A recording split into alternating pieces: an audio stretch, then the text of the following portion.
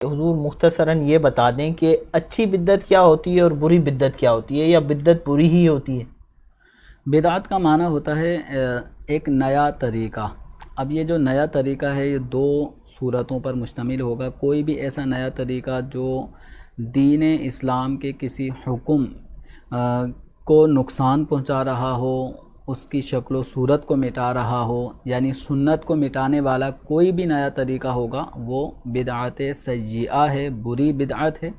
البتہ اگر کوئی ایسا نیا طریقہ جو پہلے رائج نہیں تھا لیکن اس کو رائج کر کے دین اسلام کے کسی حکم کو اور پختگی دینا مقصود ہو اور اس کے ذریعے سنت کو تقویت حاصل ہو رہی ہو، تو وہ طریقہ بدعت حسنہ کہلاتا ہے، اچھا نیا طریقہ ہے۔ تو اس نئے اور اچھے طریقے کی فضیلت بھی ہے۔ اور ہم اگر اپنے اسلاف کی طرف نظر کرتے ہیں تو ہمارے اسلاف سے ایسے نئے طریقوں کا اجرا ثابت ہے، جیسے کہ نبی پاک صلی اللہ تعالیٰ علیہ وآلہ وسلم نے تراویح کچھ دن جماعت کے ساتھ پڑھی اور پھر جماعت کا اہتمام نہیں کیا۔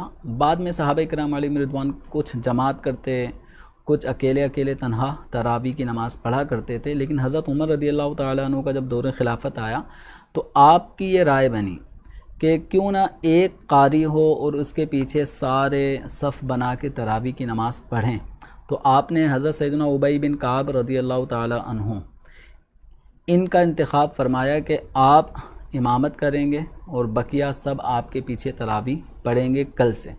چنانچہ پھر یہ ہوا، اگلا دن جب آیا تو حضرت عمر رضی اللہ تعالیٰ عنہ کی اس خواہش کے مطابق باقاعدہ تراویح جماعت کے ساتھ ادا کی جا رہی تھی۔ تو بخاری شریف اور دیگر احادیث کے اندر الفاظ موجود ہیں کہ حضرت عمر رضی اللہ عنہ نے اس موقع پہ فرمایا نعمت البدعۃ ھذہ، یہ کیا ہی پیارا اچھا طریقہ ہے۔ سبحان اللہ۔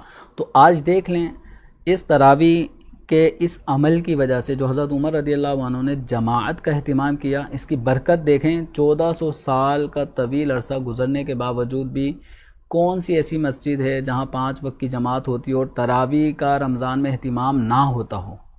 باقاعدہ اہتمام ہوتا ہے، حفاظ ہوتے ہیں، اور یہی حضرت عمر رضی اللہ تعالیٰ عنہ نے فرمایا نا کہ یہ بہترین ایک نیا طریقہ ہے۔ باقاعدہ اب پورے رمضان تراویح جماعت کے ساتھ ہونا حضور صلی اللہ علیہ وسلم سے ثابت نہیں، لیکن حضرت عمر رضی اللہ عنہ نے اس کا اجرا فرمایا، اور اس کی برکت دیکھیں کہ مسلمانوں کے بچے حافظ ہوتے ہیں۔ ایک تراویح جہاں مسجد میں ہو رہی ہوتی ہے کم از کم 2 حفاظ تو وہاں پہ ہوتے ہی ہیں، ایک قاری صاحب اور ایک سامع، ورنہ اور بھی زیادہ حفاظ بھی متوقع ہیں۔ تو یہ قرآن پاک کو محفوظ رکھنے کا اور تراویح کی اس سنت کو باقی رکھنے کا حضرت عمر رضی اللہ عنہ کا یہ انداز، یہ بدعت ہے لیکن اچھی بدعت ہے۔ تو کچھ بدعت، کچھ نئے طریقے ایسے ہوتے ہیں جو سنت کو تقویت فراہم کر رہے ہوتے ہیں، تو وہ عمل جائز ہے۔ جیسے حضرت سیدنا عمر بن عبدالعزیز رضی اللہ تعالیٰ عنہ، ان کے دور میں محرابیں مسجد کے اندر جو ہم دیکھتے ہیں نا، جہاں پہ خطیب صاحب ممبر پہ بیٹھے ہوتے ہیں، اور وہ ممبر مسجد کے ایک خاص ایک چھوٹا سا روم سا بنا ہوتا ہے جو مسجد کے ہال میں بالکل سینٹر میں ہوتا ہے، اس کو ہم محراب کہتے ہیں۔ تو وہ محراب نبی کریم صلی اللہ علیہ وسلم کے دور میں نہیں تھی، صحابہ کرام علیہم رضوان، خلفۂ راشدین جو 4 خلفاء، ان کے دور میں نہیں تھی۔ جب بعد میں حضرت عمر بن عبدالعزیز رضی اللہ عنہ کا دور آیا تو آپ نے مسجد کے اندر امام کے کھڑے ہونے کے لیے الگ سے ایک جگہ کا اس مسجد کے ہال میں ایک اہتمام کیا، جس کو ہم اس وقت اپنی مساجد میں محراب کی صورت میں دیکھتے ہیں۔